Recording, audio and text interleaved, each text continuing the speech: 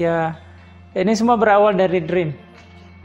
Jadi Mimpi, ya. dari mimpi, kemudian dari panutan kita. Kalaupun tinggi ilmunya tidak memberi manfaat untuk umat, bukan milik kita. Itu yang membuat tahun 2008 saat di puncak itu resign. Dan di situ kita mohon pada Allah. Masalah itu 2007. Jadi ya Allah, waktu mau pindah ke Jakarta dengan kegalauan yang sangat tinggi. Ya, kegalauan karena apa? Prestasi kita akan menaik, jabatan kita akan lebih tinggi, tetapi rasa itu akan hilang.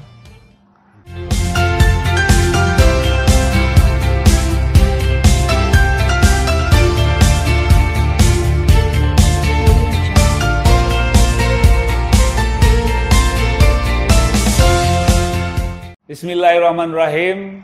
Assalamualaikum warahmatullahi wabarakatuh. Waalaikumsalam.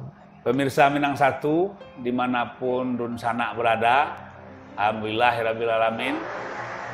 Hari ini kita bertemu dengan sosok yang tidak asing lagi, yang sering terpublikasi. Beliau adalah Bapak Haji Erwin Yunas. Selamat malam, Pak. Selamat malam. Terima kasih sudah menerima Minang Satu di kediaman Bapak.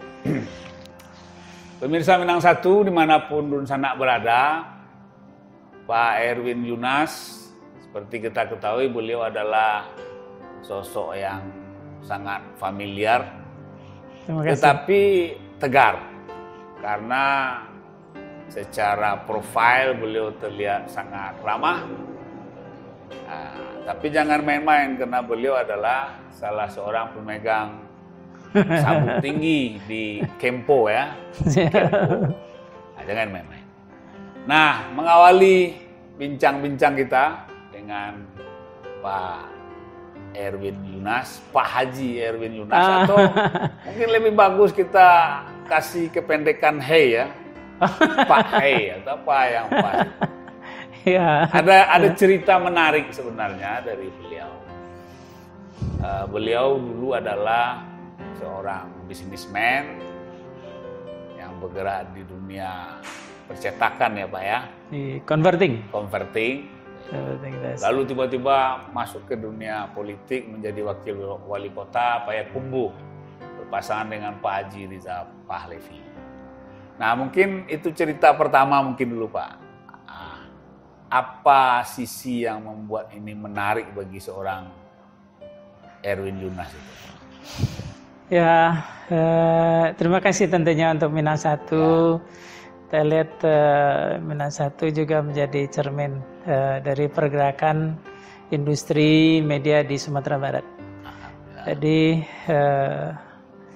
yang menarik dari perjalanan ini adalah karena background kita di industri yang banyak melihat daerah, negara. Nah kemudian melihat negara orang, ya kok bahasa awaknya terceliak negari orang takkan aja negari awak. Ya. Rancak kampung orang, larasu rancak lo kampung awak. Ya. Dan itu ada catatan di awal dulu waktu pertama kali ke Amerika. Itu apa ada nama daerahnya itu Batavia. Oke, di Amerika ada nama daerah Batavia. Ada Batavia di Missouri Missouri State. Setingkat kota juga. County, ya, kota kecil. Ya. Nah, terus teringat. Jadi di situ mulai menulis if I were a mayor. Oke. Jadi, nah kemudian jadi terbiasa menulis karena memang sudah biasa menulis, sudah terbiasa menulis impian terutama. Ya. Nah jadi ya dengan pekerjaan ya hampir 70% waktu kita itu traveling. Dan traveling. itu overseas. Ya. Nah, jadi bahkan ya paspor itu ya sudah 70% terisi. Sudah berapa buku itu, Pak? Paspornya? Ya. Sudah ganti-ganti berapa buku? Iya. 5. Iya, iya. Nah, jadi karena memang Ibu Mayer itu memberikan inspirasi untuk mencatat apa yang ditemukan, kemudian pulang kampung, apa perbedaan. Nah, ya itu awalnya. Sehingga diri ini terpanggil untuk memikirkan kampung, walaupun tidak di kampung. Ya, ada kaitannya dengan pekerjaan yang ditekuni atau ini sesuatu pekerjaan satu hal, kemudian kebetulan traveling ke Missouri, di situ ketemu kota kecil, atau ada kaitan dengan pekerjaan juga? Oh, jelas ada kaitan dengan pekerjaan. Okay. Jadi ada kaitan dengan pekerjaan karena memang teknologinya ada di sana, di Ohio, kemudian kita disekolahkan di sana, tapi yang paling penting itu ya pemikiran itu suatu saat ingin berguna di kampung halaman. Ya. Jadi mimpinya berawal dari Missouri. Ada sebuah kota kecil di situ yang bernama Batavia. Batavia. Seandainya saya wali kota, gitu ya. Seandainya saya wali kota. Dan kebetulan juga sering menulis apa-apa yang dilihat, ditulis dan seterusnya. Nah, kemudian kaitan dengan pendidikan, bagaimana itu, Pak? Oke, jadi di pendidikan sendiri waktu lulus SMA tahun 90, SMA tahun 90 di SMA 3, Payakumbuh. Oh, Payakumbuh ya. Payakumbuh, kita sekolah lahir di sini, SMA-nya di sini. Jadi ya ini semua berawal dari dream. Jadi mimpi, dari mimpi, kemudian dari panutan kita, dari panutan, kemudian karena SMP dulu kita dibawa kuda yang paling tua ke Medan, itu udah Harmon Yunas, dan beliau menggantikan fungsi orang tua karena sudah yatim sejak kelas 5 SD. Nah, jadi sosok beliau itu betul-betul kita saksikan langsung bagaimana beliau selain sebagai kakak di perusahaan itu beliau menjadi contoh keberhasilan seorang karyawan. Nah, kalau mau berhasil contohlah Harmon Yunas. Nah, beliau hanya lulusan STM menjadi contoh banyak orang, bahkan di perusahaan apa itu? Jepang. Oh, Inalum. Jepang. Oh, di Inalum ya. PT Inalum. Beliau direktur waktu itu. Belum, masih jadi staf. Ya. Tapi beliau sudah disekolahkan oleh perusahaan ke Jepang. Beliau fasih berbahasa Jepang, bahasa Inggris, padahal lulus STM. Ya. Nah, kemudian ya bahkan sampai terakhir beliau itu direksi. Masuk dan ke direksi. Satu-satunya yang lulus STM yang jadi direksi. Jadi direksi. Itu yang menginspirasi. Sangat inspirasi. Nah, kemudian balik lagi ke Payakumbuh, SMA. Jadi waktu di situ itu sudah ingin menjadi seorang multinational person. Multinational person. Oke. Menjadi seorang multinational. Warga dunia ya. Warga dunia.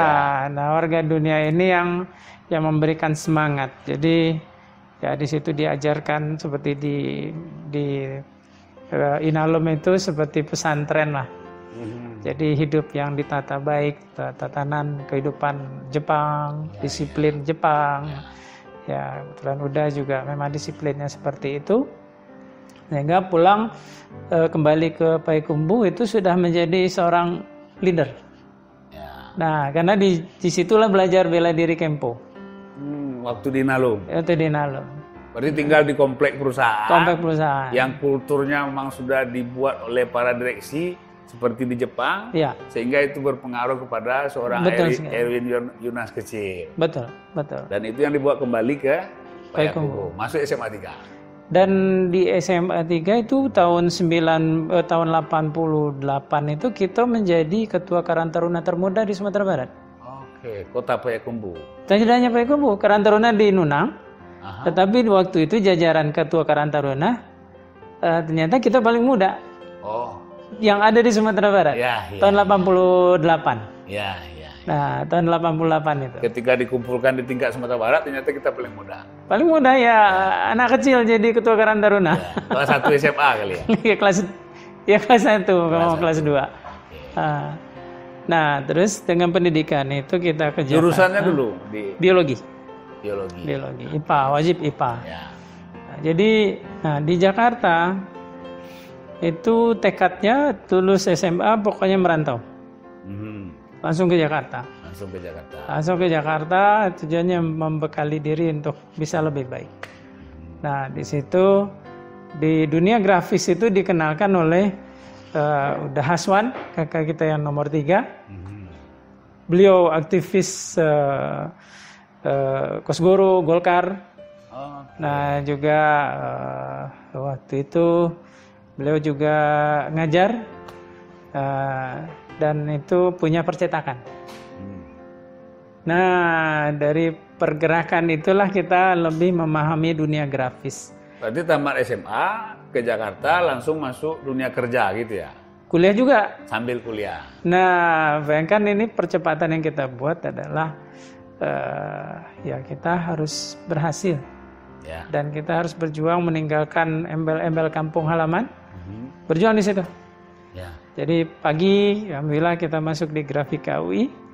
Nah, itu kemudian siang bekerja di percetakan. Oh, kemudian, jadi linear ya? Sangat linear.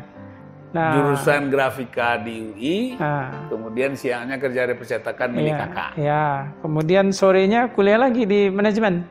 Oh, 2 kuliah ya? 2 kuliah. Jadi kita ambil marketing, manajemen pemasaran. Ya. Nah, itu. Jadi tamat 4 tahun. Kedua-duanya.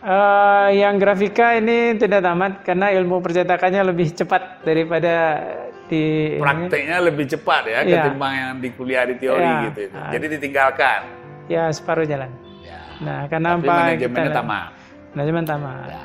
Nah, di situ ya karena memang sudah ada mental fight-nya itu. Ya. Di situ manajemennya terpakai, di grafik terpakai. Jadi tahun 95 itu kita masuk dari 1 dari 3 supplier besarnya McDonald's. Nah, itu saya termasuk mendesain brosur McDonald's di zaman itu. Berarti sudah punya keahlian desain ya? Graphic design. Ya, graphic design. Itu kan pada waktu itu sesuatu yang langka juga kan? Di zaman-zaman itu. Langka. Ya, yang langka itu juga. Zaman yang langka. Kenapa di area seperti mampu masuk ke McDonald's itu memang sebuah apalagi McDonald's kan dia punya standar yang tinggi kan? Standar yang tinggi ya. dan harus punya kemampuan komunikasi yang baik. Nah, itu sudah mulai dalam bisnis pelayanan, service. Nah, itu lompatan besar yang dibuat. Tamat SMA sambil kuliah, sambil kerja di perusahaan kakak, tapi ternyata bisa mewarnai perusahaan itu. Sangat. Sehingga di tangan seorang Erwin Yunas bisa menembus kontrak di McDonald. Ya. Dan itu bagian warna dari perjalanan karena memang si Uda Haswan sendiri beliau juga seorang fighter dalam ekonomi. Beliau di politik juga sangat bagus dan ya untuk organisasi selain dari Uda Haswan ya kita punya orang tua yang memang orang dari dulu itu ya. Iya, jadi otomatis saja dari pendidikan sudah beranjak langsung ya. Kakak kandung beliau, kakak nomor 3 ya. Ya. Aktivis di Golkar dan Kosgoro, pastilah tentu akan langsung mewarnai kehidupan Pak Haji Erwin Yunas, apalagi juga secara klan garis keturunan juga dari orang-orang yang dekat-dekat bau-bau itu juga gitu ya. Ya karena Bapak kan memang pernah di DPRD. Ya. Beliau salah satu tokoh pendiri kota. Kota Payakumbuh. Ya. Pejuang. Ya. Nah, kembali ke soal bisnis tadi. Tadi kan ceritanya bekerja dengan perusahaan kakak. kapan punya perusahaan sendiri? Nah, jadi waktu jadi kita karena speednya begitu tinggi, ya komunikasi yang baik. Alhamdulillah ada sebuah perusahaan termasuk perusahaan raksasa Inggris namanya Courtage Packaging. Courtage Packaging itu mencari sudah 2 tahun mencari seorang printing manager. Printing manager, syarat pertama itu tentunya S1. Syarat kedua mengerti di ilmu pengalaman di printing grafis. Ya. Nah, kemudian syarat ketiga ya tentunya kemampuan berbahasa asing. Nah, kalau S1 banyak. Dia sudah temukan S1 banyak. Ya. Yang menguasai grafis mungkin agak sedikit. Banyak. Oh, banyak juga. Tapi tidak S1. Oh, tidak S1. Nah, kalau S1 sayang dia tidak bisa berkomunikasi bahasa Inggris. Kita punya tiga-tiganya. Nah, jadi dengan kita sudah memulai sejak awal tahun 97 akhir ada tawaran, kita dipanggil di Jakarta di Kemang waktu itu. Jadi kita diajak bicara dan diminta menjabarkan tentang grafis. Ya si Neville Chapman orang Inggris mendapatkan kita melebihi ekspektasinya. Nah, karena kita udah dari 90 sudah berkecimpung pengalaman di situ. Kemudian kita juga sudah menjadi seorang sarjana.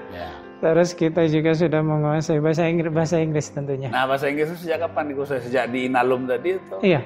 Iya. Dari Inalum sudah berarti terbiasa. Bisa Jepang juga? Inggris bisa. Inggris. Jepang mungkin sedikit ya? Sedikit. Sekedar arigato mungkin. Baik, Pak Erwin. Kemudian bekerja dengan perusahaan asing. Nah, berapa lama? Tahun 98 itu jadi dipercaya jadi printing manager. Di situ teknologi yang dipakai itu termasuk teknologi terbaru di Indonesia. Di Indonesia baru mereka yang pakai. Kemudian karena kemampuan kita di grafis bisa dikombinasikan dengan teknologi, jadi tahun 2000 saya itu membuat inovasi pasta gigi dengan face. Nah itu 99 kalau nggak salah, itu 99 tahun 99. Jadi waktu dulu itu pasta gigi nama aja, brand aja, misalnya Pepsodent aja tiga putar. Close up saja. Ya, tidak ada gambar-gambar. Jadi karena kemampuan cetak kita, kemampuan di grafis kita, di ilmunya di situ ada, kita buat modifikasi supaya desain bagus. Dan itu ternyata pertama di dunia kita melakukan, dan untuk Unilever, dan produk itu menjadi pattern baru untuk desain-desain yang lain. Pola baru ya. Pola baru, dan itu ya itu sebuah kepuasan juga. Dan kemudian tahun 99 akhir kita dipercaya untuk lebih tinggi di commercial manager. Nah, commercial manager di waktu yang begitu cepat. Untuk Indonesia kan? Iya. Karena kan cabang dari Inggris tadi. Iya. Jadi karena kemampuan kita ya termasuk yang cukup agresif perjalanannya. Nah, sampai di commercial manager kita menguasai teknologi, kemudian kita menguasai marketingnya. Nah, jadi kita termasuk yang speednya luar biasa, mampu memutuskan kontrak dalam 1 kali pertemuan. Nah, itu kan sebuah hal yang perlu ilmu baru juga sebenarnya. Kalau orang kan beberapa kali pertemuan baru putus kontrak, kan baru selesai. Iya. Nah, mungkin ada ilmunya juga. Ya tentu ada, karena di situ ya kemampuan kita mempresentasikan teknologi. Jadi karena product knowledge-nya kuat, kita bisa mempresentasikan dengan baik. Bahkan kita memberikan masukan kepada customer, dan mereka tidak perlu lagi bolak-balik ke kita. Kita menggaransi bahwa hasilnya itu nanti akan seperti ini. Iya, jadi ketika seseorang menguasai sesuatu secara detail, Ya. maka kalau dia disuruh untuk menjual menjadi marketing akan lebih gampang karena dia tahu persis ya. I used to be the best. Oke. Dan ini dengan speed yang cepat kan. Pada umur berapa itu sudah di komersial manager itu? Jadi manajer itu umur 26 tahun. Sudah beristri waktu itu? Waktu masuk belum. Ya. Waktu masuk belum. Jadi ya ternyata kesepian setelah 6 bulan baru menikah. Iya, jadi sangat beruntung ya. Istri langsung dapat suami komersial manager. Enggak, bukan, istri sudah mengikuti dari Jakarta. Oke. Mantan. Ya. Itu kan semacam joke saja, tapi kan kenyataan memang seperti itu. Alhamdulillah. Begitu menikah, sang suami sudah di level manajer. Kan banyak keluarga-keluarga baru mulai dari nol, tapi istri ya sudah di level manajer. Alhamdulillah. Nah, mungkin kita agak pindah lagi kecepatan di sisi bisnis. Nah, sesuatu yang bisa dilakukan dengan cepat, memperoleh posisi dalam waktu yang relatif mudah. Nah, kemudian menikah. Nah, apa perjalanan lagi setelah itu? Karena ketika orang sudah sampai ke posisi yang top itu, sementara waktu masih panjang itu. Apa yang terjadi? Jadi yang paling penting di situ ada satu pelajaran dari Uda Haswan itu untuk selalu mengingat orang yang berjasa. Jadi dan itu kita lakukan. Jadi kita berguru, kemudian mau mendengarkan dan bersungguh-sungguh. Jadi waktu kita sudah di posisi puncak itu, kita sudah mulai belajar tentang peluang ke depan. Jadi teknologi ini, teknologi flexo namanya. Jadi flexografik ini teknologi yang langka di Indonesia. Dan setiap marketing datang ke kita, malah kita yang menjelaskan kepada mereka. Karena, kalau dengan bahasa yang lebih sederhana ya, teknologi grafis di flat gitu ya? Bukan di web. Lebih tinggi lagi di web. Nah itu di yang pegulungan roll. Nah jadi karena teknologi ini langka, sementara peluang itu di Indonesia besar. Nah waktu itu kita di hijack sama perusahaan Eropa lainnya, perusahaan Swiss, untuk jadi branch manajernya. Nah jadi di awal 2022 ya dengan terpaksa 2002 terpaksa kita ambil peluang itu. Pindah dari perusahaan Inggris. Iya. Tapi pasti dengan gaji lebih besar ya. Sudah pasti. Ya. Sudah pasti. Jadi branch langsung manajer cabang, berarti sudah paling tinggi kan di perusahaan itu. Iya. Nggak ada lagi yang di atas kita kan? Waktu di perusahaan Swiss itu kan Pak Erwin Yunas di usia 20. Enggak, itu sudah 31. 31 sudah menjadi brand manager. Iya, artinya kan paling tinggi untuk di Indonesia di perusahaan Swiss itu. Enggak, dia kantor ininya Jakarta. Itu untuk Jawa Timur. Oke. Untuk Jawa Timur. Untuk Jawa Timur. Tapi kita pegang teknologi dari Amerika. Nah, jadi dari situlah karena waktu 3 bulan pertama kita gabung. Nah, ini kita berkantor di Geraha Pena, gedungnya Pak Dahlan Iskan. Ya. Jadi di 3 bulan pertama kita menjual satu teknologi mesin-mesin namanya Comco. Jadi Comco Incorporation di pusatnya di Cincinnati. Terus itu mereka sudah lebih dari 10 tahun keliling Indonesia untuk memperkenalkan ini. Ya. Nah, pas kita gabung dengan perusahaan itu Edward Keller, 3 bulan pertama kita jual. Itu kita jadi new kid on the block di industri itu. Kita yang pertama jual teknologi itu di Indonesia.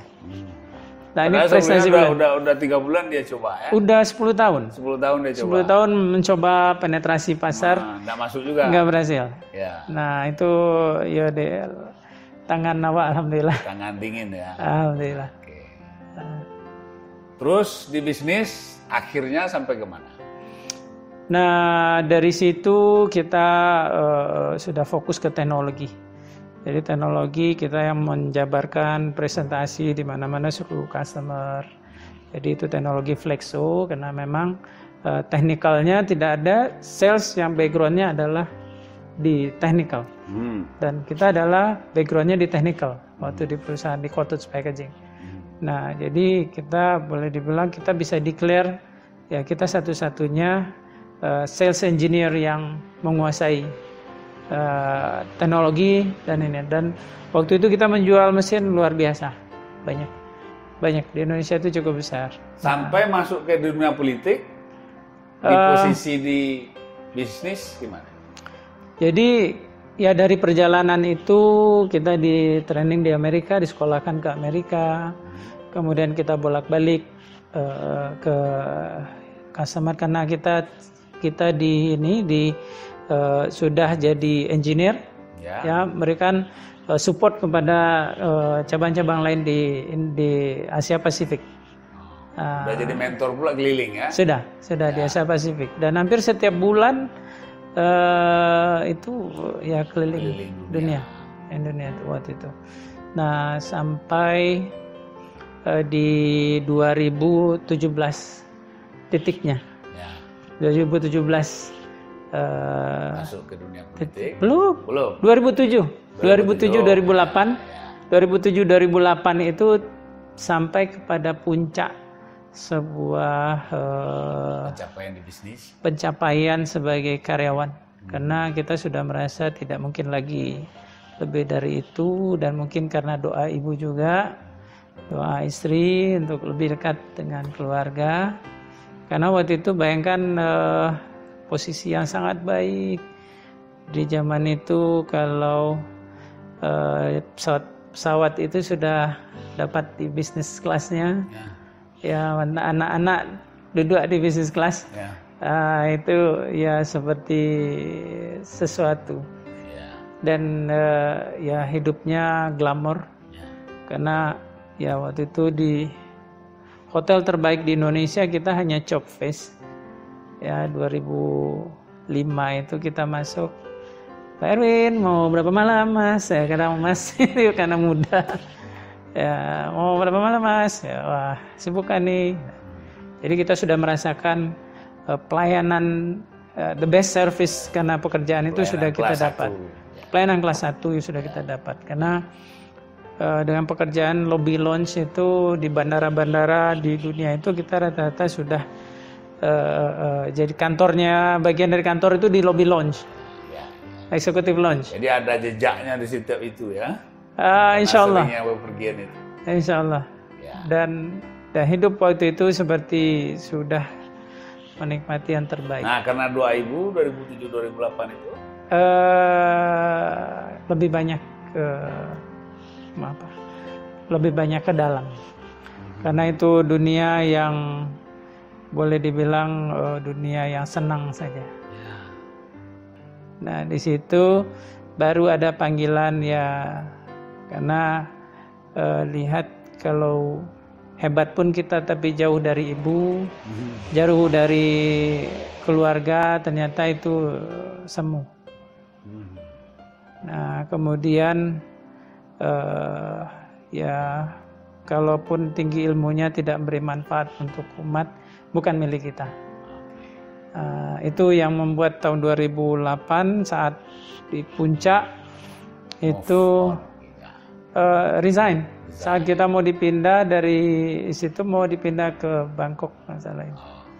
Jadi disuruh pindah ini karena tugasnya adalah keliling. Karena headquarter maunya base-nya di Bangkok. Pada saat itu harus memilih antara karir harus ke Bangkok atau dekat dengan ibu, dekat dengan keluarga, seperti itu kan.